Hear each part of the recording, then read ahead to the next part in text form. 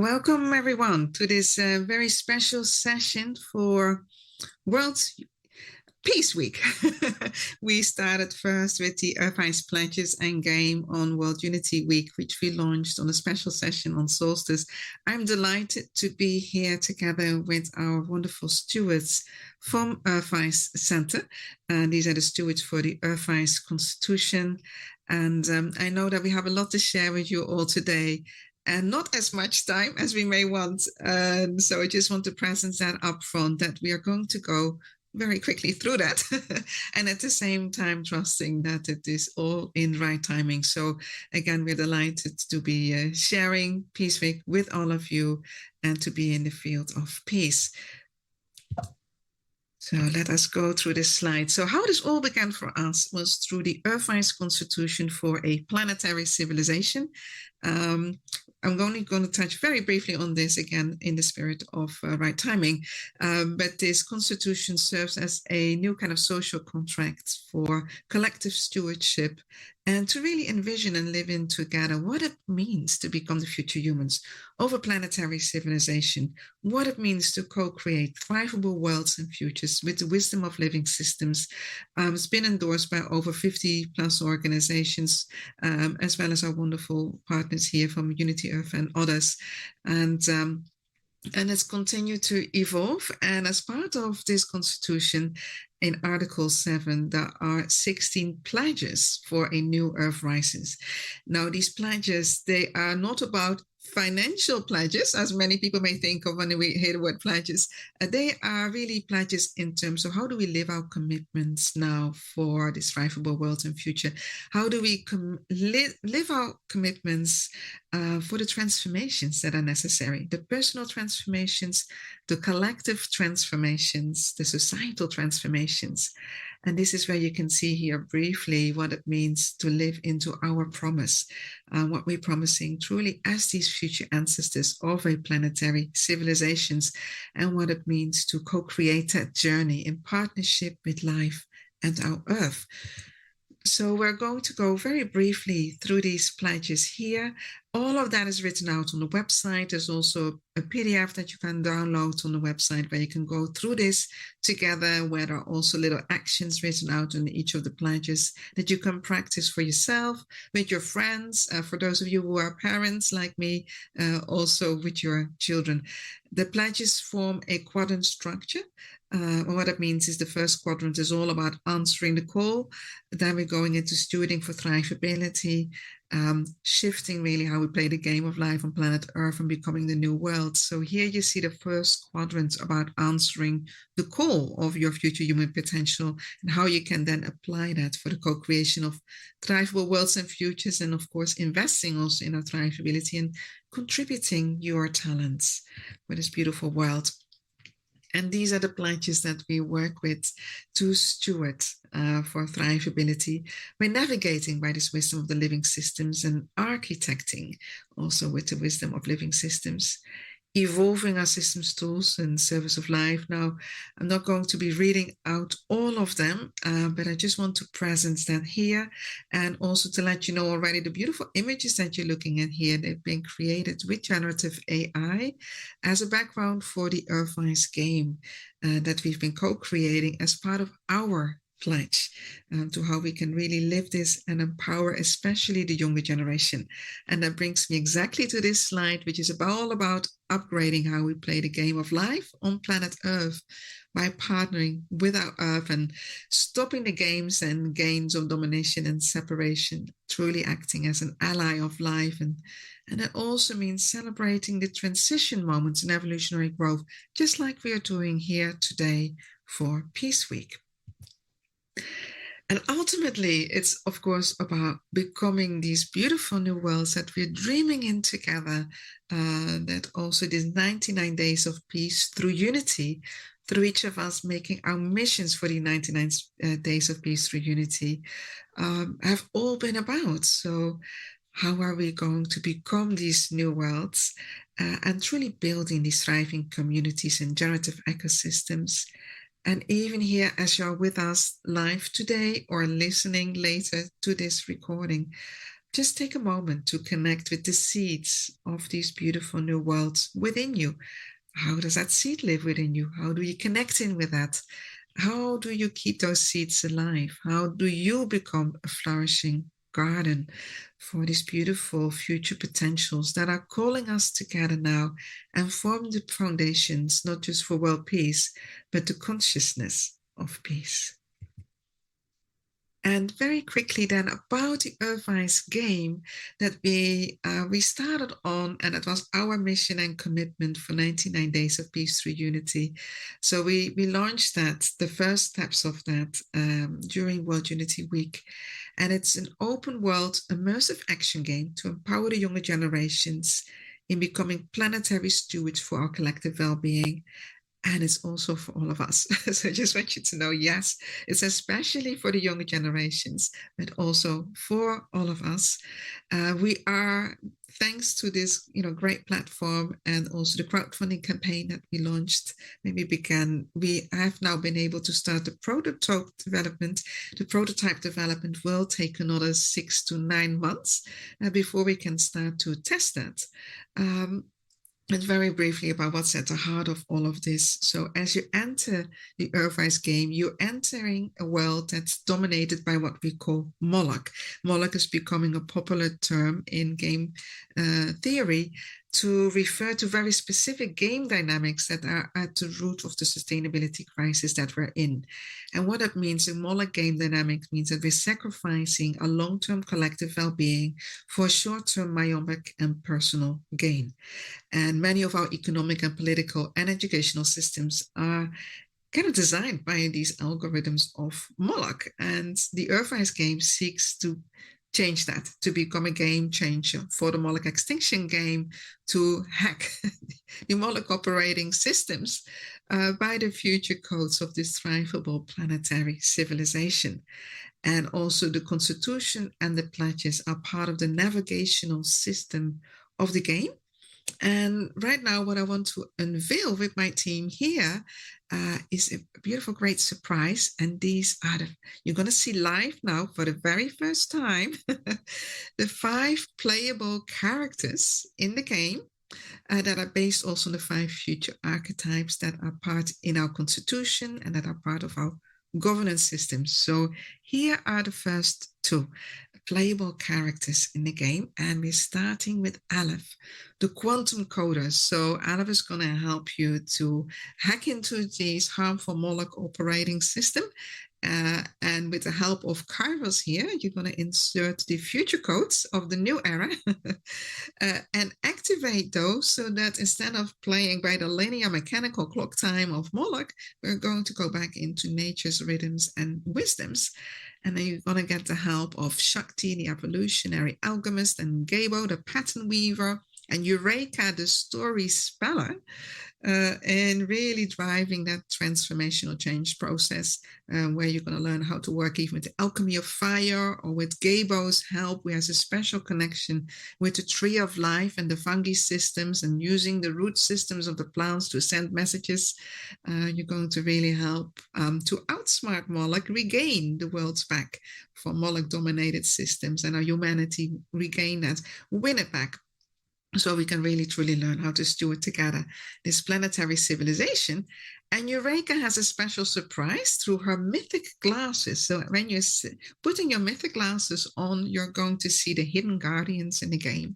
But it's also going to help you actually find these hidden Moloch operating systems that together you become the upgrade codes. Together, by playing for collective thriving, you're going to bring forth this new era of the promise of peace, the promise of the evolution of human consciousness on planet Earth, and the promise of great partnership with life. And with that, I would really like to bring now our steward, Elisabeth. You've been working with the pledges as well, together with Dr. Anne Baring, to really be at the forefront here of feminine leadership for world peace. So we'd love to hear a little bit from you now. Thank you so much. It's incredible to be with you, Anneloes, and with the other stewards here, and to see those beautiful, beautiful cards. Very, very exciting time. Yes, I'd love to just share a little bit about how we are synergizing with the EARTHwise Center. This past March, Anne Baring and I decided to collaborate on an initiative whose time has come, an urgent call to all humanity to bring an end to war and violence now. And as collaboration is the new way forward, we chose also to join genius with Anneloes and the EARTHwise Center. When one endeavors to embark on a world-changing mission, it is helpful to have guidance, and the EARTHwise Constitution is that compass for co-creating thrivable worlds and futures using the wisdom and capacities of living systems. It also inspires and supports each of us in becoming the future humans of New Earth. So as part of the EARTHwise team during these 99 days of peace, Anne and I chose to host a total of 4 gatherings, inviting the founders of peace initiatives, as well as activists and supporters, to come together in community and explore the steps we can take to effect real and lasting change and achieve our bold mission. For each of the meetings, we began by focusing on the EARTHwise Pledges, and we used them as powerful transmissions to connect our hearts and to anchor our intention. And so as a community, we committed to answering the call of our future human potential, stewarding for thrivability, upgrading how we play the game of life, and becoming the new worlds. And from this solid foundation, we were able to see the interconnectedness of our individual initiatives and how working collectively, the future we dream of is within reach. Additionally, each organization in our collective can now adopt the Constitution and the pledges to use as a foundation for their own initiative. Now, directly following this call at the top of the hour, Anne and I will host our 4th gathering with the founders of Mary Magdalene School in Vézelay, France. It's a school whose mission is overlit by the powerful energies of the divine feminine. And our conversation today will focus on one of EARTHwise Constitution's principles of how the maturation of consciousness contributes to the evolution of life.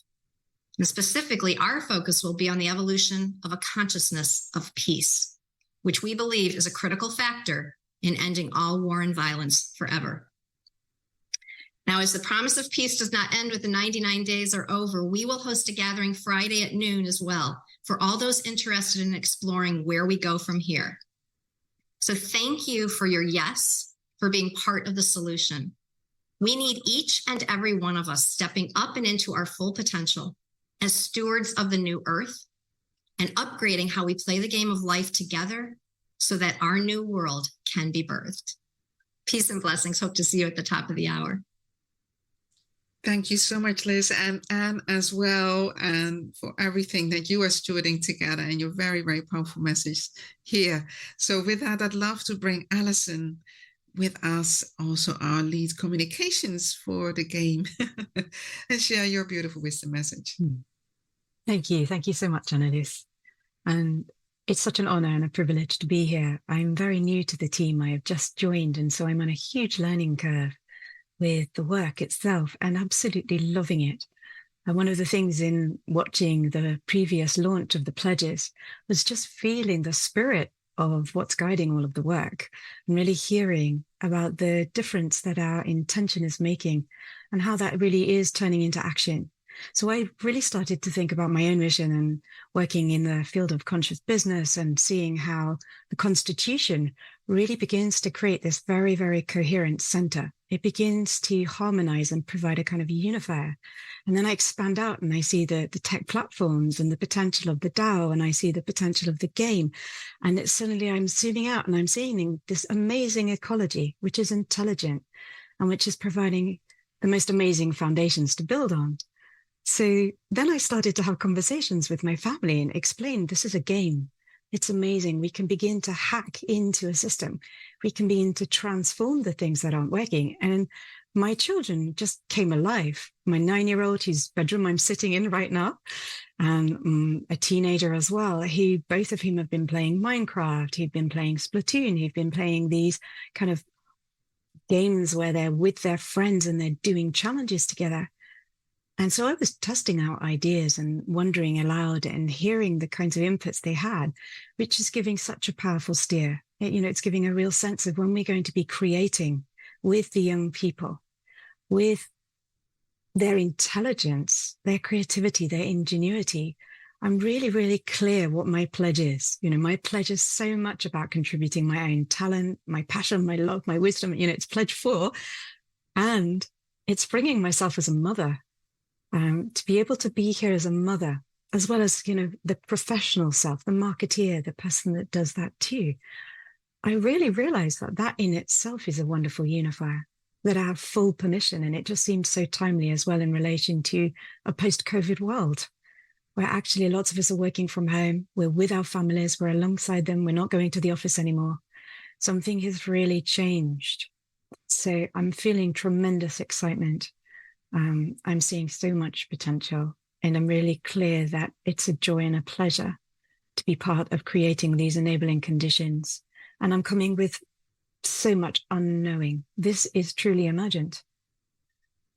It's what was really being said when we launched the pledges, that actually we say yes to the call. We don't quite know what's going to come next. We don't quite know where we're going to go. But actually the big yes is yes to the calling, yes to the mission, and yes to doing it together. Somebody said last time, we're not alone in this. We're actually all doing it together. We're all connecting up. So to have the Constitution and the pledges at the center for me is utterly beautiful. So thank you. Thank you for inviting me to put my voice in the spirit of the feminine and the circle. And blessings. Thank you. Thank you so much, Alison. We're delighted you're walking this path with us and really, sharing in this message right now that's what it is all about. It is about this integration. It's about being the world that we want to live in and experience. So that's a perfect message. And with that, I'd love to bring Alexander, our vice co-founder, here. And if you could share some of your wisdom too. I'm delighted to do so, Anneloes. And what a celebration this is during this Peace Week, that we get to bring to everyone here this game.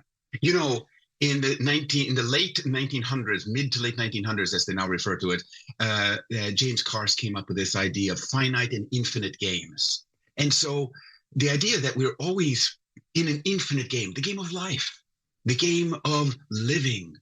So we can look at it that way when dividing our realities into these kind of games. The finite games are the ones you play, and then you can turn off the computer, you can go away, and you've done something, you've completed it. You've completed a round, you've got to the next level, whatever that is. This is exactly what we're offering here, a way in which you can play a finite game, and in that process, engage with your abilities to play the infinite game, the game of life. Descartes famously said, "I think, therefore I am." This game and all that we're doing on Peace Week, I believe this time is about shifting that idea. It's not so much about thinking and being by yourself. It's about connecting. I connect, therefore I interact. Therefore I interbe. This is really the essence of this kind of a game that we're bringing into the world. And it's truly about humaning well. How can we human well? We can learn from the animals, from the plants, from the world of nature. Janine Benyus once said, life creates conditions conducive to life. She's one of the founders of biomimicry, that wonderful area of nature as mentor. Life creates conditions conducive to life. This game helps us learn how we as humans can be part of that narrative. How can we create conditions conducive to life?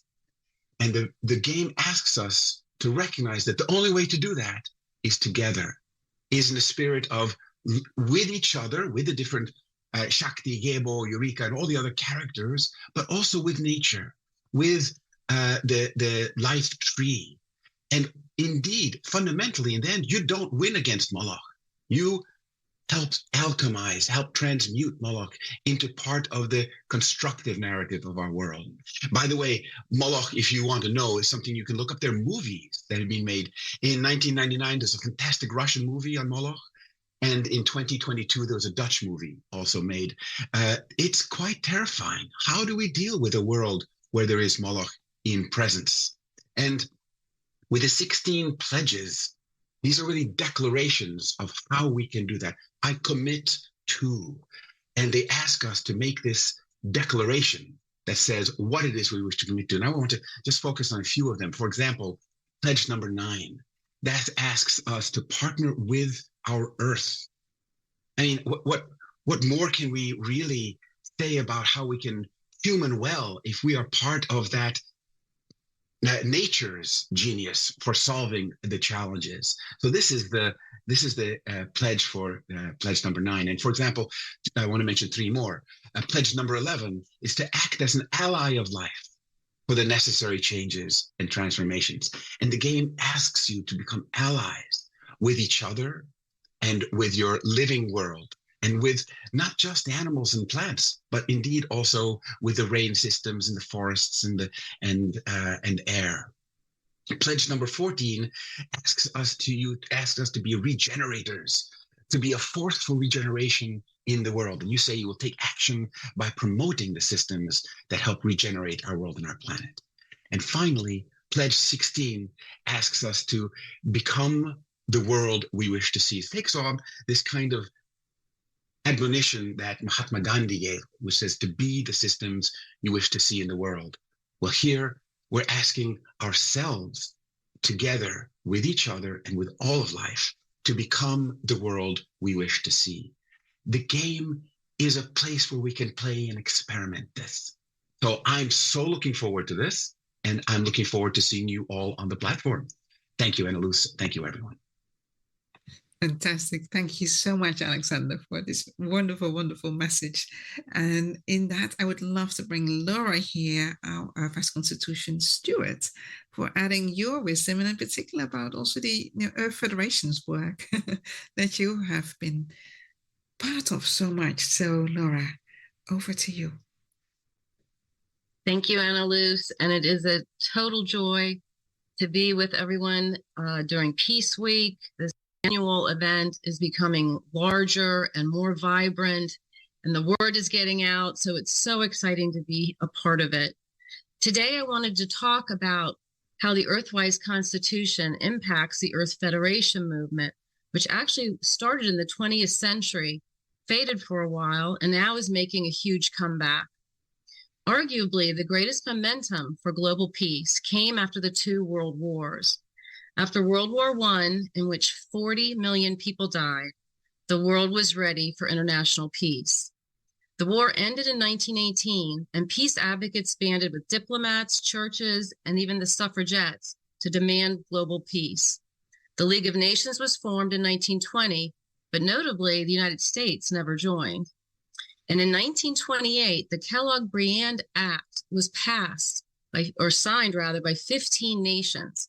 Over the next few years, another 47 nations would sign this treaty, bringing the total to 62 nations. Article 1 of the Kellogg-Briand Pact reads, "The parties solemnly declare, in the names of their respective peoples, that they condemn recourse to war for the solution of international controversies and renounce it as an instrument of national policy in their relations with one another." Act 2 reads, "The parties agree that the settlement of or solution of all disputes or conflicts of whatever nature or of whatever origin they may be, which may arise among them, shall never be sought except by pacific means." Sadly, this international treaty failed to prevent World War II, which was the deadliest military conflict in history. An estimated 80 million people perished. That's about 3% of the people on Earth at the time. When World War II ended in 1945, the peace movement reached its zenith. 50 nations met in California and started drafting the UN Charter, which was then adopted in June of 1945. The stated purpose of the UN was to prevent war. However, the Security Council veto makes this nearly impossible. With China, Russia, France, Great Britain, and the United States as permanent Security Council members with a veto, we cannot prevent war or meet the other international threats we face, like global warming. The reality is that the United Nations is not a democratic body, and it has no enforcement mechanism, even if countries can agree on holistic outcomes. Also, the UN has never reviewed its own charter, it was supposed to do so every 10 years. So by the 1950s, it became clear to good people all over the world that something more had to be done to prevent war and settle international disputes. A philanthropist named Philip Isley began to convene academics, judges, and jurists from around the world to draft the Constitution for the Federation of Earth, also known as the Earth Constitution. For the next 30 years, conventions were held to draft and adopt the Earth Constitution, which was finally declared completed in 1991. Today, there is a renewed interest in the Earth Constitution, though some say it is now dated and needs to be amended. So the Earth Constitution is a top-down approach to Earth Federation, whereas the EARTHwise Constitution is a bottom-up approach.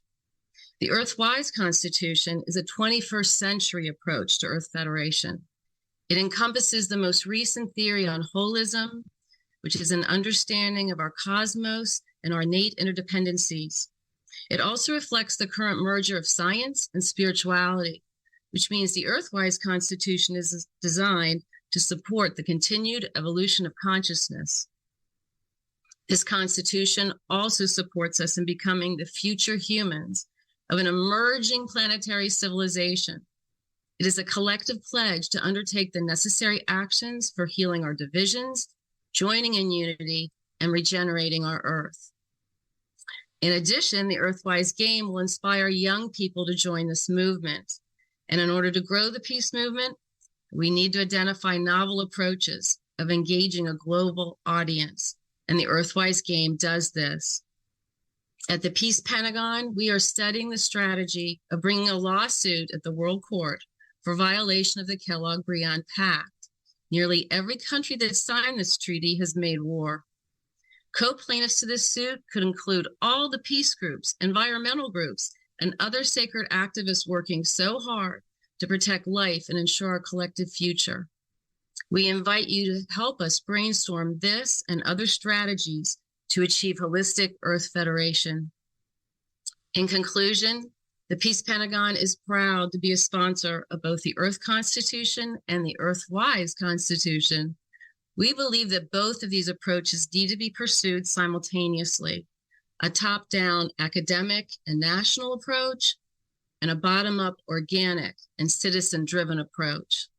At the Peace Pentagon, we are honored to be the U.S. headquarters for the Earth Federation movement. Truly, it is time to jumpstart this movement, and at the Peace Pentagon, we are dedicated to this mission. We wish to fulfill the dream of Barbara Marx Hubbard, who famously said, "We need a peace room as sophisticated as a war room." Thank you so much. Thank you so much, Laura. And we're delighted that your center, the Peace Pentagon, is really also there for the House, for the EARTHwise Constitution in the United States, because you really represent that fifth paradigm in so many ways. So that is amazing. So wonderful. Thank you so much. So before we go into a quick Q&A, there is one more surprise I have for all of you. And that is how we are using the game also as a Trojan horse to address yet another extinction level event that is getting the news lately. And that is about artificial intelligence. And so for those of you who've been following how AI has been growing exponentially and how this is a movement that can't be stopped. And also for those of you who are aware perhaps how there's been a mobilization around the world where people are very, very concerned that artificial intelligence, if it's not properly designed, not properly coded and trained, may actually see humans as its own threat, or perhaps even humans as a threat to the planet. And may make decisions in such ways at that stage automated that it could cause our own extinction, which is rather ironic because we've been creating it.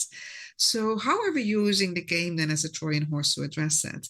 Is that we are actually using the game environment to train benevolent artificial intelligences that are serving as evolutionary guidance systems for, one, recognizing the Moloch artificial intelligences, for also working with organizations and including even governments and other institutions to recognize the Moloch within themselves in their own organization, for how to actually guide humanity through the necessary transformations, and also therefore to really address the systemic barriers that are getting in the way of all these beautiful initiatives for world peace.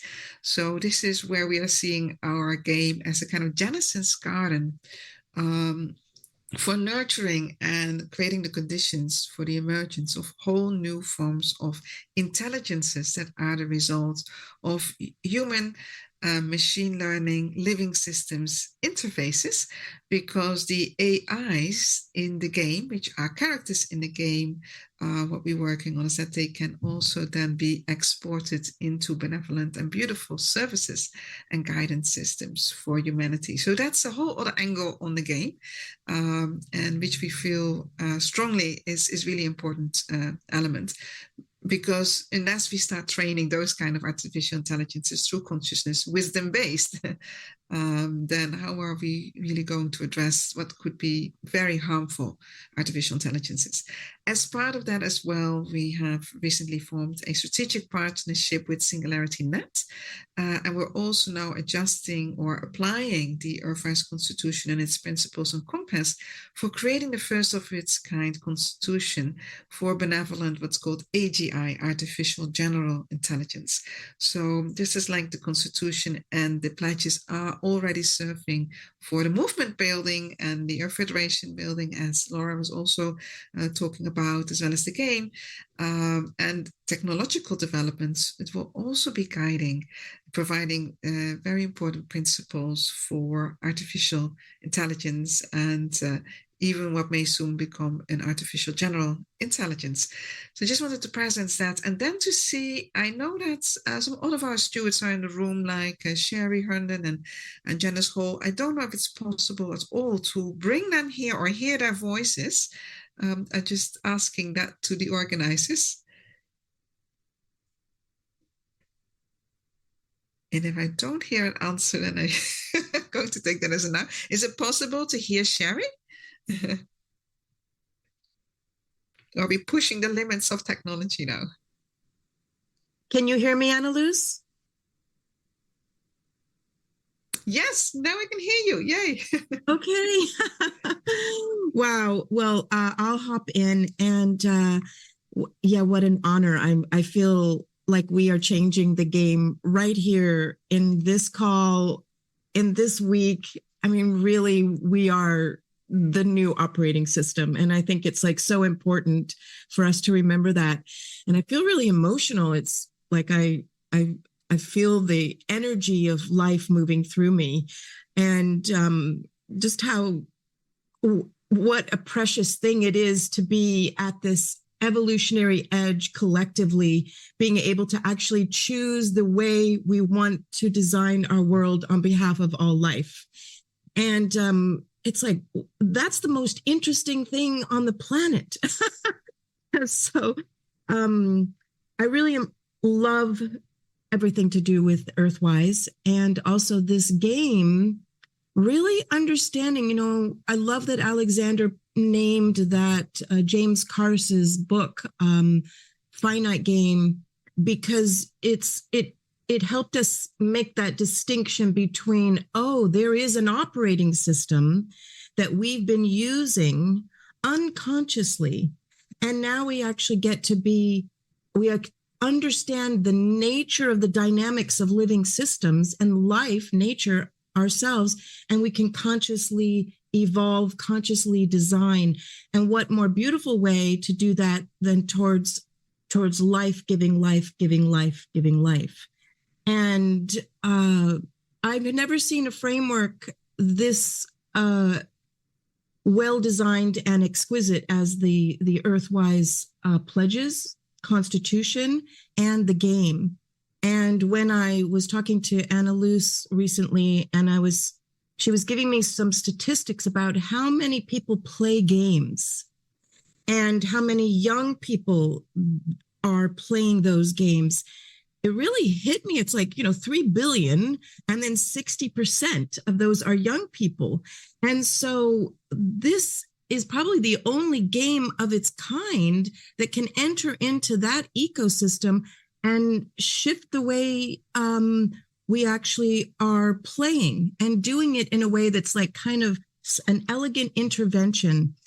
So I just invite everybody here to really explore more deeply the pledges if you haven't already, and look at how those pledges and the Constitution as an evolutionary guidance system can support you, your organization, your family, your children, your grandchildren. I live in a little village. I'm a village auntie, and to actually feel yourself more connected to the harmonics of life in its most beautiful expression. And that is a way of naming the very thing you are committed to. So I would just say thank you so much for everybody showing up, and thank you, Anneloes, and the Stewards circle. Is really an honor to be here. Thank you so much, Sherry, for your wonderful wisdom and stewardship and your powerful message. And if it's possible to hear from Janice in the final minutes, that would be really great. Can you hear me? Yes. Oh, okay, Yes, wonderful. Well, I have been excited to be playing on this journey with Sherry and Anneloes and many others since it was 2020. We sort of emerged out of COVID. And what I'd like to say regarding the game, yes, people need to understand that when they play, they have an impact. They send ripples of whatever consciousness they embody. And so what's interesting, I'll dovetail with what Sherry said, is when you think about the amount of people that are currently playing games, they are actually perpetrating the Moloch consciousness unintentionally. So the beauty of this game is that it's exciting, it's inviting, and game players of all ages will, I think people actually get much more joy and excitement and oxytocin when they realize they have an impact in a positive manner. So when they realize that by playing this game and winning, that everybody's winning, and that is a high that I think not enough people on the planet have experienced. And it goes back to some of the simple tenets of a couple of the pledges to start out with. Contribute my talents, passion, love. I think this is 4, and wisdom for necessary actions. I take action by actively supporting the transformation of our divided worlds and social systems by contributing my talents, passion, love, and wisdom for our planetary well-being. People want to make a difference, and they need to realize that by being their authentic self, by finding that seed within them that makes them feel vibrant and makes them feel lit up, by furthering that is what will help them further the planet. And there are no seeds that are too small. Some of the tiniest seeds grow the most extraordinary things on this planet. So be the seed that flourishes, and do this by navigating the wisdom of living systems as your compass. And in doing so, my final word is you will become a steward and a beautiful ancestor for future generations, which is another pledge. Thank you so much, Janice. And for everyone here, for our wonderful team, it seems that by looking at the clock, Ben had asked us to complete in time, that we are then coming now. We are at the end of the program. So it's been amazing and a delight to be with you all. Ben, just a quick check-in. There's 2 minutes left on the clock. Does that mean that we have 2 minutes, or that it is time to round off now? You have 2 minutes. Yeah.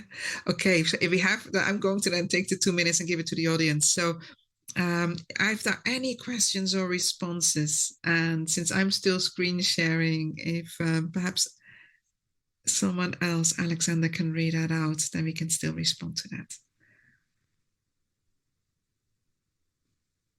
So there are no, we're not getting access to any of the questions in the chat. But I did want to share that this artificial intelligence that we're using here is also representing a shift. We have 1 minute left. A shift from in the use, not just of what we refer to as artificial intelligence, but augmented intelligence. AI is now being reframed as augmented intelligence. And this is one of the innovations that we're bringing through this game, is using technology, but to augment our human and world EARTHwise intelligence. I wanted to mention augmented intelligence as a reframe for AI. I fully agree. So I think with that, then we are coming now truly to the end of this program. But we don't hear you, Anneloes. Yes, can you hear us now?